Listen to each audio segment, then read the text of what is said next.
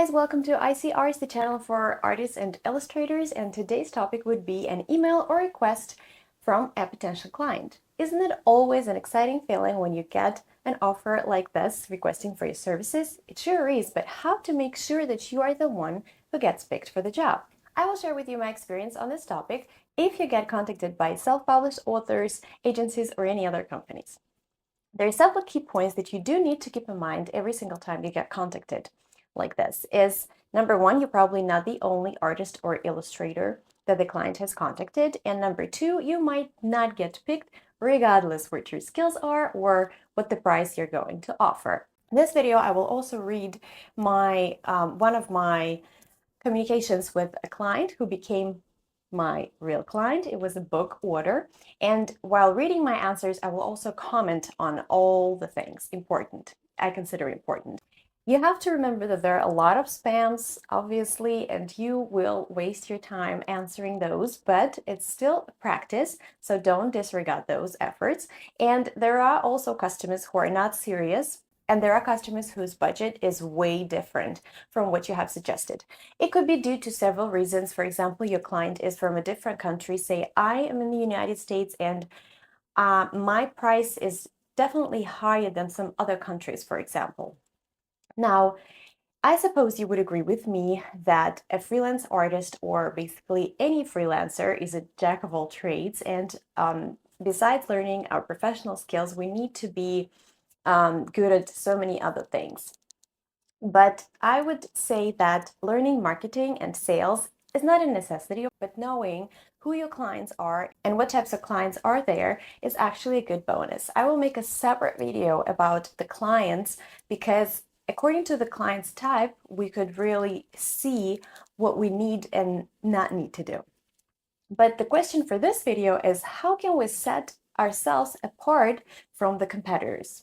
Number one thing I would suggest to set yourself aside from the competitors is when a customer, potential customer, contacts you with a request, you have to reply and right away attach either similar work or just your portfolio. Say, for example, the customer wants to make a board game with some animals, maybe savanna animals, and you already have those. So instead of sending your whole portfolio, because that would be unnecessary in this case, you could send only the relevant pieces. So either a portfolio containing the animals, right? So just those pieces, or maybe you would have a project on Behance with this similar categories, could be animals or anything, robots, whatever the client requests. Now, when I'm talking about portfolio, I love this platform, Behance, and I have a video whether it's explaining whether you need that to be on that platform or not. I also have another video explaining what you need to post there, and I recommend you watch that. And it could be also your website or a PDF file. So it needs to be, your answer needs to be curated, not a general answer, but curated. So if you say, please take a look at the attached portfolio pieces so you could see my skills, my work. Now, number two, you can show the client right away your involvement in their project by providing some ideas. For example, you get contacted by a coffee shop owner saying that he wants to develop some maybe stickers that he could put on the coffee cups or sell in the store, or maybe also further down the road developed into maybe some wall art or something. And here you could right away offer a few things. You could show your expertise in how the stickers are made, how this works, just the relevant ideas here. This way the client will see that you are involved in the project, that you're ready to work on it, that you already have ideas, and that's actually a very big hook. Number three would be a free pilot.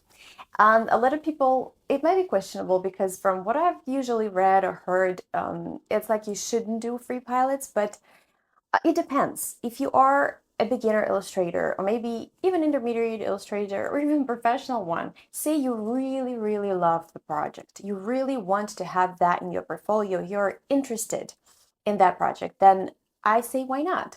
And if you don't have any orders, for example, like nothing, there's nothing in line waiting for you, why not do it? Because you will still own the piece even if you're not going to get picked. and you can use it for your portfolio, showcase it on social media, so the time you spend will not be spent in vain. And just a little note here, say for example you've developed a character which has some name on a shirt or some very personal attributes. You could just change those a little bit, say get rid of the name, maybe change the hair color or get rid of the glasses, and this is the character that you could already use. Obviously, if you're doing portraits, you can't really use that portrait in your social media. Or you could also always ask the client to say, if I do a pilot, can I use that piece in my portfolio? So that also might be a great idea. A little note again, doing a free pilot got me a book order, so I think it was totally worth my time. And a suggestion, say if a client asks you to do a pilot, again, say if it's for a book, try to think where down the road, if you hire for the project, you could use that piece. So for me, I usually do something, if it's a character, I could put it on a title page. So again, this is the job that I already done and basically got paid for. Number 4, you could offer, if that's relevant to the order, and if your skills allow that, you could offer to do the job faster than expected. For some clients, that's important. They are even called, I believe, urgent clients. So they need a result immediately. So if you're the one who could do it, that's really good. Now, last not the least here, we could be some free bonus. This could be many different things, obviously, but say, just a quick example comes in mind. If you've developed, if you would be working on a book, maybe you would obviously, not maybe, you would obviously develop a character emotion sheet, and you could offer the client later on maybe just to make stickers out of those or gifts or something they could use on social media to promote the book. Or you could offer free lettering on the book if you're skillful doing that. Just think about what could possibly be more given more to your client. In book illustration, and I will always say that it's when you're one person, when you're one for all sort of type of person, it's that when a customer gives you the order, you will do the book from A to Z, meaning they don't need to hire anybody else for the job. You will do everything. You will format the book, you will prepare the PDF files, you will do the text placement, all those things. And that's really important because the client doesn't need to look for any other person, explain the things again, and hope that the result will be sort of unified and whole. So I think it's really a good idea to be able to do those things. So if you need more information about what actually the book for self-publishers entails, so you do it sort of from A to Z, I would be happy to share that information. So let me know in the questions down below this video. I would also mention here right away that the price is not always the only reason that you will or will not be hired. And to sum it all up, I would just say that you can get the job by relying on 2 factors, emotional and rational. So the rational factors would obviously be your price, your style, and how fast you could finish the job. And the emotional ones would be free pilot, bonuses, and your personal brand. And now I will, as an example, read you my communication with the client that became my real client in the end. So I got this message on Behance, and here it goes. So I'm not going to just be very detailed, but the client writes that she's at the early stages of looking for an illustrator to work on some ideas I have for books and possibly educational materials. I am a speech language pathologist, have some ideas, could be related to children with disabilities, possibly therapy materials in the future. The first writing I have is for a book. The client says that they like my style and they are wondering a bit about how the process works. I have never published anything before. Do you offer consultations, or would you be willing to answer some questions? I look forward to connecting. Thank you. So this is a very good email. It actually means that the client is serious, and it right away gives you so much room for making yourself stand out. So this is what I have answered right away, and I will comment after I read. I said, thanks. Thank you so much for your interest in my art. I can discuss the process of publishing a book and answer all your questions. I am currently working on a book and will be available in August, September, but depending on your project, I might be available sooner. Would you like to talk via email, Behance chat, or can we schedule a Zoom call if you'd like? Obviously, it goes without saying that you should always be very polite and professional, and always thank the potential client for contacting you, for being interested in you as an illustrator artist and being and liking your art, obviously. So this is what I'm doing, saying thank you so much for interest in my art. Right away, I'm telling that I can answer to all the questions, and I do have the experience of publishing a book, saying I can discuss the process of publishing a book, which means that I know it, and answer all your questions. Right away, I'm saying that I'm currently busy on another project, which is, you have to be always honest. If the client asks you about a certain project you've never done before, you don't really need to say you've never done it before. You could do your research and be realistic in your skills, right? But if you're busy, you have to be honest, especially if another book is involved. But at the same time, I'm not losing her saying, but depending on your project, I might be available sooner. And by her email, I also noticed that she is not willing to do it right away. She says that she has some ideas, that it might be a book, that the possible. So there are a lot of words, which means she's not ready to go just yet. And I noticed that and I give her this answer. And then I just right away go to the point asking how she wants to talk to me. So she answers, thank you for your response. I really appreciate it. I have a manuscript drafted, but my timeline is not urgent. For the first book, I am planning on a traditional da da da da. She gives me the details and she says she wants to schedule a Zoom call. And right away, she goes to the point, saying, can you give me an idea of your rates and how you would like to arrange that? Do you have experience or thoughts on doing classroom settings and children with disabilities? The first book I have is about, she gives me what the book is about. How would you feel about this? Can a character or characters be built off of a picture or a real person? So she asks me questions. Look forward to hearing you. Thank you. And this is when I'm answering her. My second email will be absolutely detailed in this case, as much details as is possible. And I also give her an example of usually what would a self-publishing book process entail, which is very important. So I start with that and say my work for the book will begin and continue with these stages: pagination of the text, thumbnail sketches, character design and development, full sketches for each spread, / illustration, color studies, final drawing sketches, final artwork. I will work with you. I will work with your feedback and edits on almost every stage. I always start working after we sign a contract and a deposit is made. So this is very important to you guys. A contract, so important. I will be making a video about what points have to be absolutely in the contract. If you have any questions, like specifically about that, also let me know. And then I will answer her with an example of my fees, because basically for the book, everything is standard. You will have full cover, you will have full spread illustrations, vignettes, half pages, and it's normally about 32 pages. But you can't really know right away how many pages will be in the book. According to the manuscript and doing the pagination, you will see that. And unless the client specifically wants 32 pages and you work with that information, because some pages could be added later on and a manuscript can be changed as well. So I give her, I go like this. As an example of my fees, I can share the fees for my current 32-page children's book.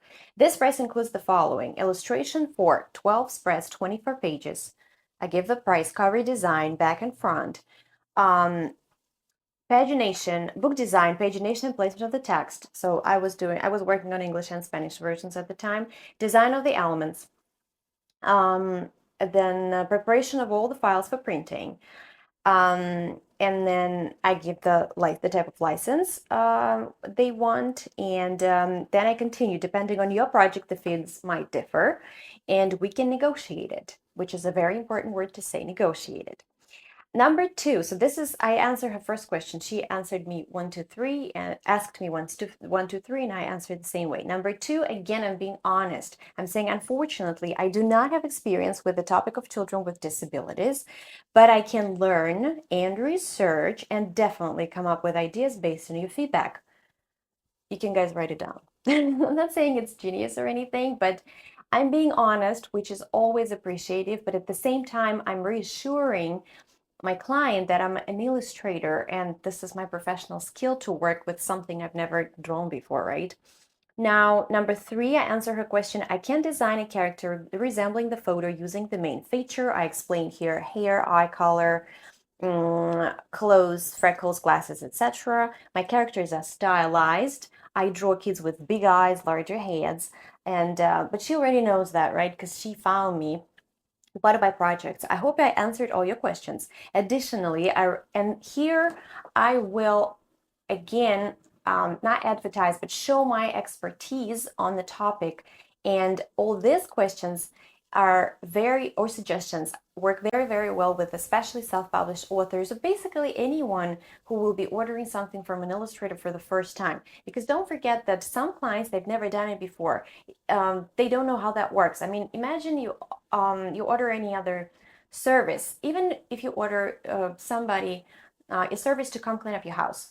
You don't know what that entails. You don't know exactly, will your windows be washed? Do you need to provide any materials? How long it's going to take? And so on and so how many people will come? So a lot of questions you might bear in mind here. And then I go, additionally, I recommend thinking about how and where you want your book printed, since she mentioned she wants to self-publish it. This will give you an idea of the budget for that and your options. So, for example, and then I go, Amazon KDP will not print a hardcover for 32 pages, while Ingram Spark would. Later, you can still sell on both platforms. Amazon is excellent for selling online, while Ingram Spark is great for having a book available to stores and libraries, provided they will want to sell it. So I'm not promising they will have it. It's important to explain that right away. You can have your book in an ebook format, which I can also do. Also, submitting your book to the Library of Congress is a great idea. And then I go, I apologize for bombarding you with this and four. I just find it very important for the book publishing process, and it needs to be addressed in the very beginning. Should you have any questions, please not hesitate to contact me.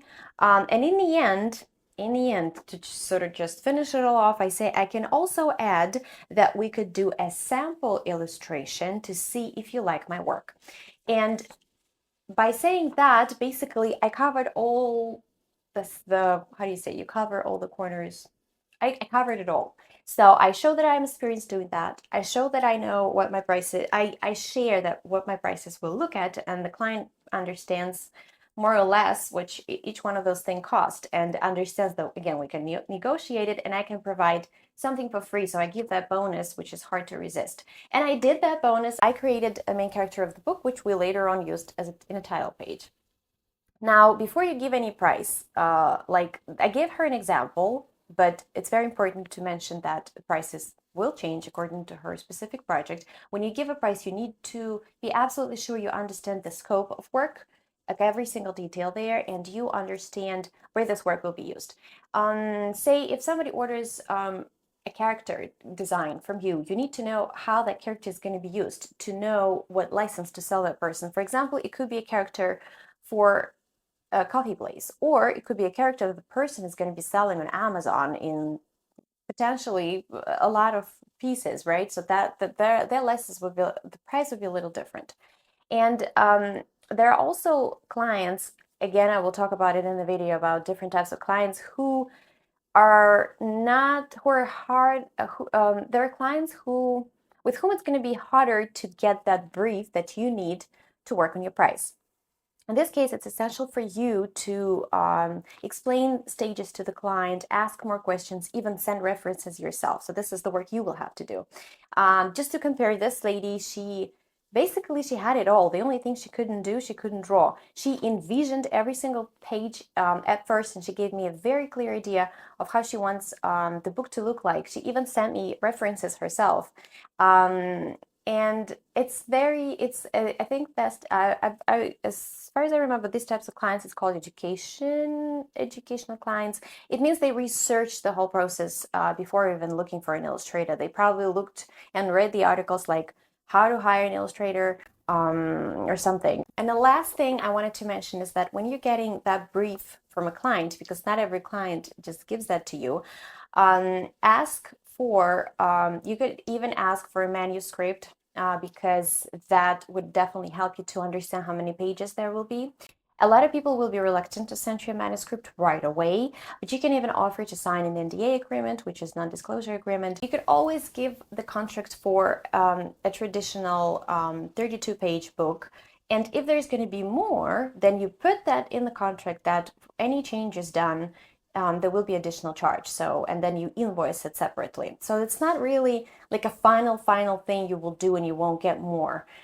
That's not really that. Just make sure it's in the contract. So if the customer knows the dimensions, the amount of the illustrations needed, any brief for the character, like how many characters will be needed, if the client knows obviously where the work is going to be used, that's already enough to start. So this is everything I wanted to share with you. I hope it was informative. You can, I will maybe even make a post of this, everything I said, because it's good to maybe closer read it, because I've mentioned really good and valuable points while communicating with the clients.